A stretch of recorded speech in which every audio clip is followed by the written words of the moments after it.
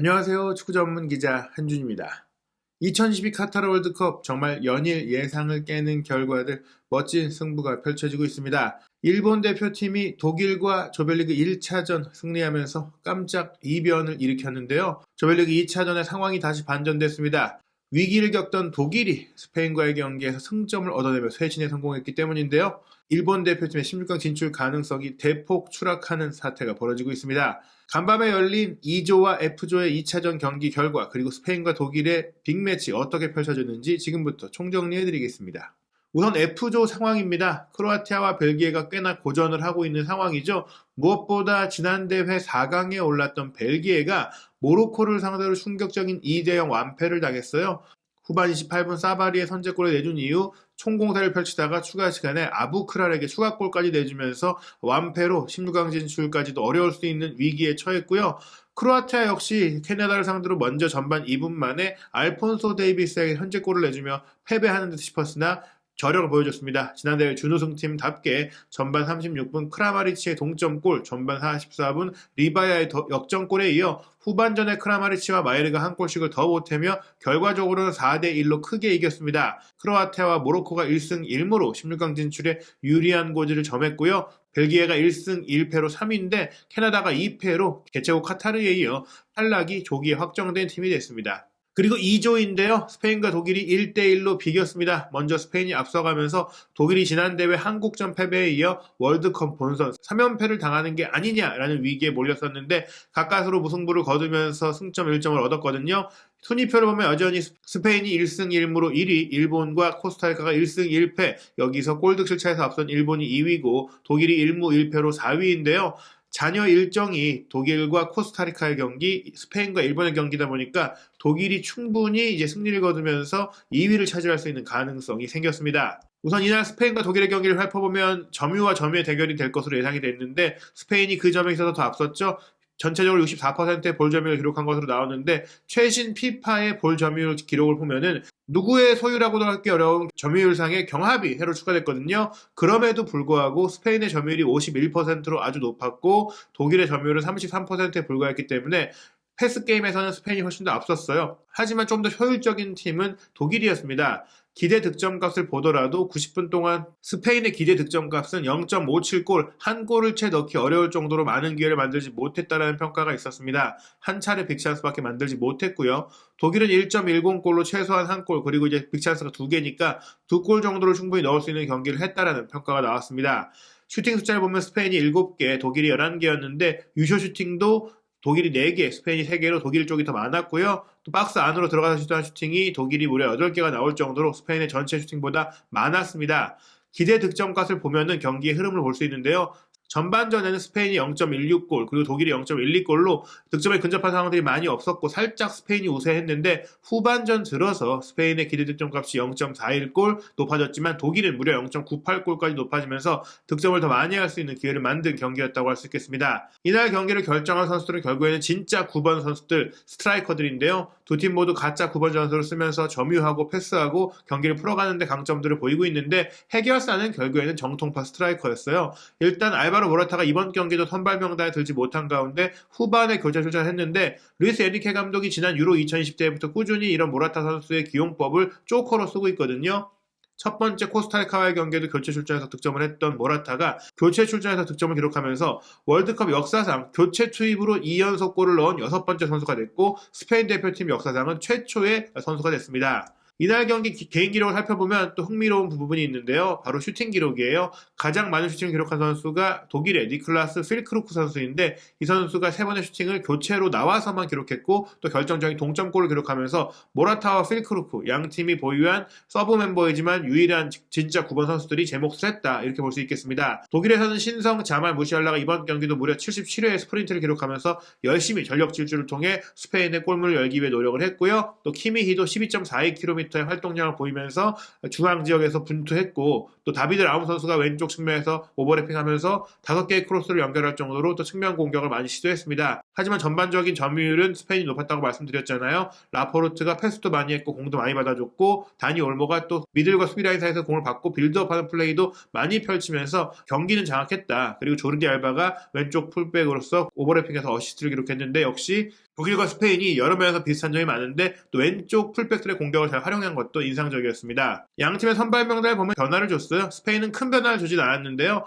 코스타리카를 7대0으로 이긴 가운데 페란 토레스, 다니 올모, 마르코 아센시오의 제로톱 형태를 공격 라인에 구성했고 페드리, 부스케츠, 가비, 바르셀로나 산미들도 그대로 유지를 했는데 수비 라인에서 이제 오른쪽 풀백인 아스필리쿠에타를 카르바할로 교체해주면서 로테이션, 아무래도 체력적인 부분에 이제 베테랑 선수니까 해줬고요. 알바, 라포르트 그리고 미드필더 로드리를 센터백으로 이동한 것은 유지가 됐습니다. 독일 같은 경우에는 일본과의 경기에 패배할 때 여러 가지 문제가 있었기 때문에 수비 라인과 미드필드 라인에 변화가 있었는데요. 카이 하베르치를 가짜 고번을 썼었는데 이 선수를 빼고 레온 고레츠카를 미드필더로 배치하면서 밀러가 한 칸 앞으로 올라가서 제로톱, 균도안이 한 칸 앞으로 올라가서 공격 미드필더가 됐고 오른쪽 풀백으로는 쥘레 대신 캐러가 나왔고 쥘레가 센터백으로 이동하고 슐로터백이 벤치로 내려갔습니다. 지금 보시면 마르코 아센시오가 제로톱을 맡았는데 올모와 파란 토레스와 함께 스위칭 플레이를 많이 하면서 문전을 습격했고요. 독일 같은 경우에 말씀드린 대로 긴도안이 공미로 올라가고 밀러가 최전방에 올라가서 경기를 펼치면서 공격에서의 유기성과 밀도를 높이려고 했어요. 또 치명성도 강화를 하려고 했는데요. 먼저 좋은 기회를 만든 쪽은 스페인이었습니다. 전반 22분에 역시 부스케츠가 중앙지역에서 공을 잘 뿌려주면서 빈틈을 찾았는데 왼쪽 측면 뒷공간이 열린 것을 보고 정확하게 전진수루 패스를 보냈고 조르디 알바가 올라와서 이 공을 받은 다음에 본래 이 선수가 왼발을 잘 쓰는 선수인데 각도상으로 오른발 슈팅이 좋다 보니까 오른발 슈팅을 기가 막히게 때렸어요. 아쉽게 옆구멍을 때리긴 했지만 알바가 왼발뿐 아니라 오른발도 잘 쓴다는 걸 보여줬고요. 전반 33분에도 이 왼쪽 측면 공간이 열렸습니다. 캐러 선수가 배치가 됐음에도 불구하고 측면 수비에 개선이 안 됐는데 이번에는 다니 올모가 왼쪽 측면 뒷공간을 파고든 이후 내준 컷백 바깥에서 들어온 페란 토레스가 논스톱 슈팅으로 가져가면서 충분히 득점을 할 수 있는 기회를 맞이했는데 이 슈팅이 크로스바를 넘기면서 결정력 부족으로 마무리를 짓지 못했습니다. 독일은 높이를 통해 강점을 보였는데요. 전반 39분에 키미 선수의 프리킥 크로스를 수비수인 리디거 선수가 강력한 헤더 슈팅으로 마무리하면서 득점을 했어요. 독일이 앞서가는 것 같았지만 VAR 반자동 오프사이드 체크 시스템을 통해서 리디거 선수가 지금 보시면은 살짝 앞서 있는 것이 이제 보이잖아요. 육안으로도 오프사이드가 확인이 되면서 득점이 취소가 됐습니다. 전반전이 0대5로 끝난 가운데 먼저 승부수를 던진 팀은 스페인이었는데요. 후반 9분 루이스 엔리케 감독이 페란 토레스를 빼고 진짜 9번 알바로 모라타를 투입했거든요. 그 뒤에 후방 빌드업을 하던 스페인이 시몬 선수의 패스미스로 인해서 독일의 전방 압박에 공을 빼앗기며 위험한 상황을 맞이했는데 키미 선수가 긴도안의 패스를 받아서 빠르게 내준 슈팅 시몬이 자신이 또 놀라운 반사신경으로 선방하면서 자신의 실수를 자신이 처리하는 그런 모습을 보였습니다. 그리고 나서 스페인의 선제골이 나오는데 이번에도 조타수인 부스케치의 패스 전개가 좋았어요. 왼쪽 부분이 계속해서 비는 것을 확인했던 부스케치인데 올모가 밑으로 내려와서 공을 받고 알바가 오버래핑에 들어가는 교차 플레이 통해서 독일 수비에 허점을 만들었고요. 부스케치의 패스를 받은 올모가 알바를 향해 정확한 수루 패스를 보냈고 알바도 수비가 이제 견제하고 있는 상태에서 모라타의 침투에 맞춰가지고 돌려넣는 수루 패스를 보내면서 또 모라타 선수는 좋은 침투에 이어서 이 공을 멈추지 않고 논스톱 슈팅으로 툭 밀어넣는 슈팅을 통해 노이어를 통과시키면서 선제골을 넣었습니다. 이 골을 통해서 또 한 번 독일이 무너지는 게 아니냐 싶었고요. 후반 21분에 루이스 엔리케 감독은 체력까지 이제 채워주기 위해서 아센시오와 가비를 빼고 코케와 발빠른 니코 윌리엄스를 투입을 했습니다. 그런데 이에 맞춰서 독일이 꺼낸 교체 카드가 굉장히 더 효과적이었어요. 후반 25분에 캐러와 밀러, 균도안 3명을 빼고 부상에서 회복한 사네, 장신 공격수 필크루크 그리고 수비 라인에 기동성이 있는 클로스터만을 투입했는데 이 선수들이 모두 좋은 플레이를 펼치면서 독일이 분위기를 가져왔습니다. 먼저 후반 28분에는 사네 선수의 스루 패스가 무시알라 선수에게 이어졌고 무시알라 선수가 오프사이드 트랩을 절묘하게 깨면서 우나이 시몬과 1대1 상황을 맞이했는데 아쉽게도 마무리 슈팅이 골키퍼의 정면으로 향했어요. 하지만 사네가 1선과 2선을 오가면서 좋은 움직임을 보이고 공도 잘 받아주고 지켜주고 무엇보다 칼날 같은 스루 패스를 보내주면서 독일의 공격이 살아났거든요. 실제로 후반 38분에 나온 독일의 동점골 또한 사네의 스루 패스를 통해 나왔는데 클로스토만이 오른쪽에서 공을 끌고 올라가서 사네에게 밀어줬고 사네 선수가 필크루크와 무시알라가 함께 침투하는 그 사이 공간으로 스루패스를 넣었어요. 원래는 무시알라가 먼저 침투해서 공을 받으려고 했고 수비수가 따라붙었는데 둘이 조금 엉키는 과정 속에 흐른 공을 필크루크가 받았고 여기서 빠르게 오른발 슈팅을 가져가면서 구석으로 찔러 넣었고 1대1 동점골을 넣은 것입니다. 연달아서 사네 선수의 좋은 패스가 나왔기 때문에 이제 스페인 수비가 흔들렸는데요. 후반 추가 시간이 6분이 주어졌는데 마지막까지 독일이 역전골을 노렸어요. 지금 장면은 교체로 들어온 슐로터백 선수의 스루 패스를 받은 사네가 또 한 번 스페인의 배후 수비를 뚫어내면서 돌파까지 가져갔고 우나이 시몬 골키퍼가 제치면서 골문이 완전히 빈 상황이 됐는데 컷백을 올린 것 필크루크를 향해 주려고 했지만 로드리 선수가 그 사이 공간으로 치고 들어와서 커트하면서 스페인이 역전골을 내줄 위기를 막아내면서 결국 경기는 1대1 무승부로 끝났습니다. 2라운드 현재 순위는 스페인이 1위, 일본이 2위고 여전히 일본이 자력으로 16강에 갈 수는 있는 상황이지만 그리고 2라운드에서의 경기력을 살펴봤을 때는 일본의 16강 진출 가능성이 굉장히 낮다라고 이제 조정이 되고 있어요. 미국의 예측 전문 사이트 세부적인 통계 기록과 상성과 정말 많은 알고리즘을 통해서 정밀한 예측을 하는 것으로 유명한 538는 스페인의 16강 진출 가능성은 현재 99%다. 독일이 67%로 매우 높고 일본은 20%에 불과하다. 코스타리카는 14%다라고 보고 있는데요. 현재 4팀 모두 16강은 가능한 상황입니다. 만약 일본이 마지막 경기에서 스페인을 이긴다면 2승 1패 조 1위로 올라갈 수가 있고 코스타리카도 독일을 이길 경우 2승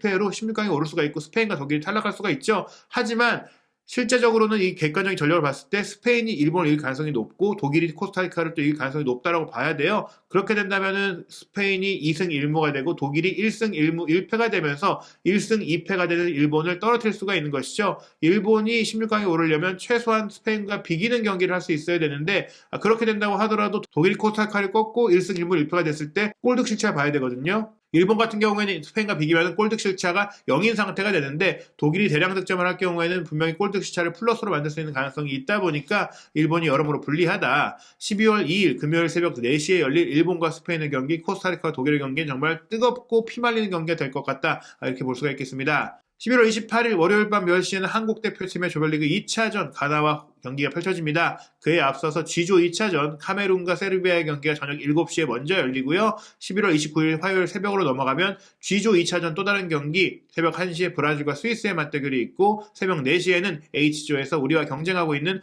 포르투갈과 우루과이의 경기도 이어집니다. 벤투호 코칭 스태프가 G조 경기도 현장에 가서 파악할 정도로 우리가 16강까지 미리 준비하고 있는 상황인데요. 우리와 가나의 경기뿐 아니라 3차전 상대인 포르투갈의 경기력을 확인할 수 있는 포르투갈과의 우루과이 경기, 또 16강에서 어떤 팀이 올라올지 모르는 가운데 G조의 경기들까지 지켜보시면 재밌는 시청을 할 수 있는 날이 될 것 같습니다. 한준TV와 함께 2022 카타르 월드컵 모든 소식 확인하시기 바랍니다.